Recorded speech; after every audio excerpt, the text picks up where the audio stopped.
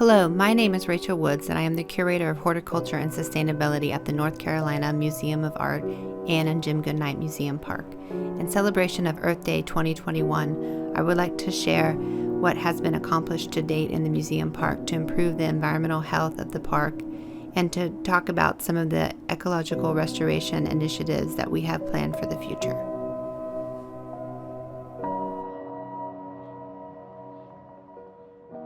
The stormwater management pond is designed to capture stormwater runoff from the surrounding landscape as well as from impervious surfaces on site, such as the museum, buildings, and parking lots. Stormwater runoff from the west building roof line and surrounding landscape is collected in an underground cistern behind the museum building. This water is used in the pools in the west building courtyards and by an irrigation system to maintain the formal landscape around the museum.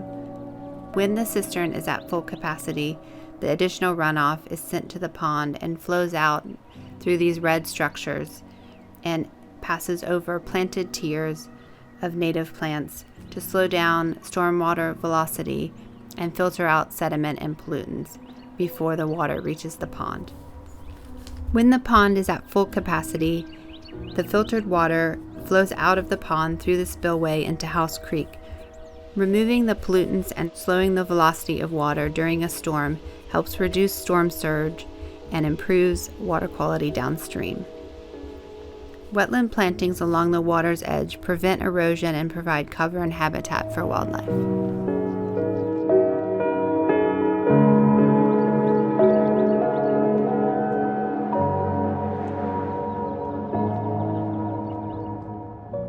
The mounds in the upper meadow were created from excavated soil removed to create the parking lots along Blue Ridge Road at the entrance of the museum.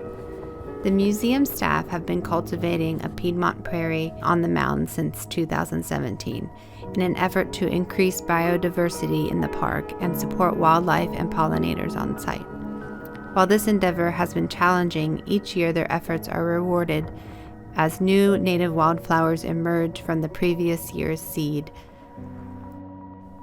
The meadow is cut back in early spring each year to clear spent growth from the previous year and to hand sow native wildflower seed. Wildflower seedlings such as these Retibita, Rudbeckia, Yarrow, and Penstemon are just starting to emerge from seedings completed in previous years. Some wildflower species can take several seasons to germinate. In 2018, a walking path was added to these mounds to immerse visitors in a Piedmont prairie. Meadows are diverse ecosystems that support a variety of insects and wildlife. This path provides visitors an up-close experience in nature. Visitors can observe flocks of bluebirds along the path in the morning, perching in the tall grass hunting for insects, and are delighted by hawks patrolling the tall grass in the afternoon. The museum hosts an apiary of honeybees maintained in partnership with Bee Downtown and the park's pollinator garden in an effort to support pollinator species in the Triangle.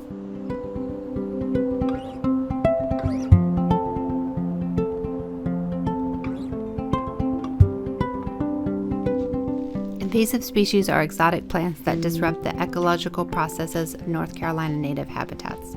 The museum park is managing invasive trees, shrubs, and vines in the woodlands and meadow habitats in the park to restore these natural ecosystems and open up sightlines into the woods. The museum has a long-term commitment to continue to eliminate invasive species and manage them in the park. This forest understory was previously an opaque wall of evergreen invasive shrubs such as privet that shade out understory native plants and prevent the growth of tree seedlings and the regeneration of the forest canopy. While progress has been made to reduce microstegium and English ivy, it will take several more years of management to completely eradicate them from the woodlands in the park. The museum has partnered with the North Carolina Native Plant Society to rescue native plants from sites scheduled to be developed and replant them in the museum park to increase diversity of native plants on site. Wild ginger, Christmas fern, trout lily, spring beauty, Mayapples, and lady ferns are just some of the examples of native plants that have been rescued off-site and replanted at the museum.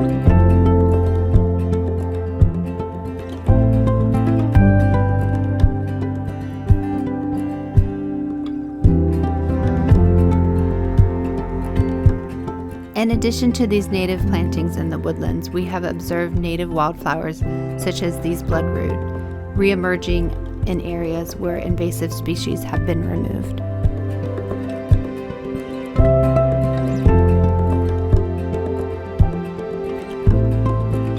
In 2017, the museum park completed a repair to the headwaters of the unnamed tributary in the park to remove old infrastructure that was no longer functioning, repair the riparian zone, and armor this area from further erosion. The riparian zone of a stream is the habitat that serves as the interface between the land and a river or stream. It provides habitat for wildlife such as amphibians and birds, as well as ecological functions that prevent flooding and erosion downstream. Like many streams in the Piedmont region of North Carolina, the stream banks in the museum park have experienced heavy sedimentation along their banks due to past agricultural practices.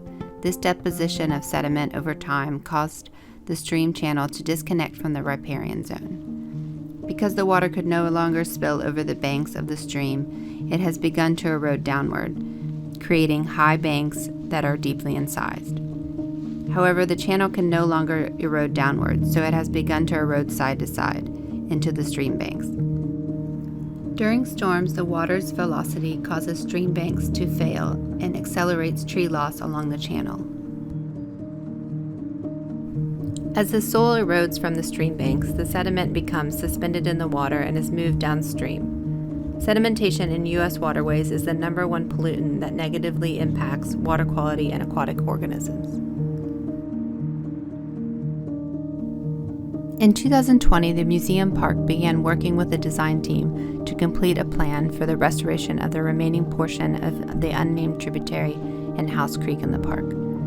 This project is funded by the North Carolina Land and Water Fund to produce a design schematic that addresses the stabilization of stream banks in the park to reduce erosion and improve habitat on site, as well as improve water quality downstream. Part of this planning project will also include a master plan for the museum park to improve connectivity and accessibility in the park. As a park visitor, there are many ways that you can also be a steward in the museum park. Please remember to take out everything that you bring into the park. Trash left along park paths end up in the landscape and is unsightly for other visitors and can be harmful to wildlife. Doggy bags and other trash should be disposed of in the proper trash receptacle. Another way that you can be a steward in the park is to show respect for all park sculptures. Artwork that are interactive in the park have signage that invite you to sit down or engage with them, such as the Hank Willis Thomas benches or the Picasso in the volunteer garden. However, artwork such as this piece by Daniel Johnston should not be climbed on or walked over. Whether interactive or not, please remember to be mindful that even the smallest impacts to artworks impact experiences of others around you.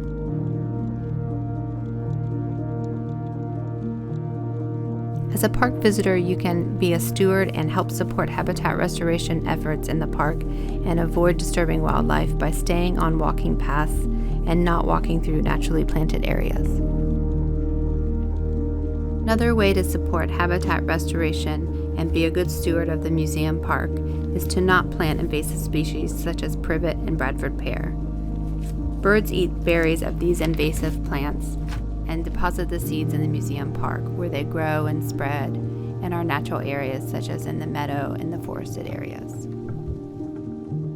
I leave you today with an invitation to come celebrate Earth Day 2021 and experience the beautiful native spring flowers and trees blooming in the North Carolina Museum of Art Museum Park.